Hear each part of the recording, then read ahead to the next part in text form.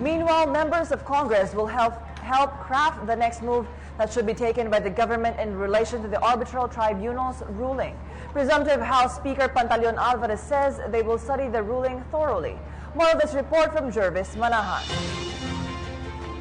The Legislative House will be studying the landmark ruling of the Permanent Court of Arbitration regarding the West Philippine Sea to determine the country's next steps. In a statement released by Presumptive House Speaker and Davao del Norte Representative Pantaleon Alvarez, he said that they will study the ruling to step up economic exploration efforts in the region. He urged China to respect the ruling of the PCA for the peaceful settlement of the disputes. Meanwhile, international law expert and Kabayan Party List Representative Harry Roque says that this is a big victory for the country, even if the court didn't declare Scarborough Shoal as part of our Exclusive Economic Zone or EEZ. 98% siguro ang panalo natin, pero meron tayong nabigong 2%. Bakit?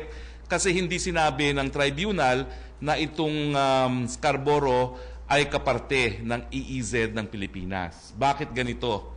Well, kaya naman ganyan po yan dahil ang sinasabi ng mga Chino na itong Scarborough daw ay kaparte ng Wangyang Island. Roque clarified that while the PCA declared that the 9-dash line claim has no legal basis, it did not declare that the disputed territories such as Spratlys and Scarborough are now legally ours. He clarified that the court can only come up with decisions on maritime rights or rights concerning the waters and cannot decide on rights on islands. Because of this, the country still has a long way to go as we have to return to the negotiating table. The total effect of this arbitration is it has made us a co-equal party to negotiate with China.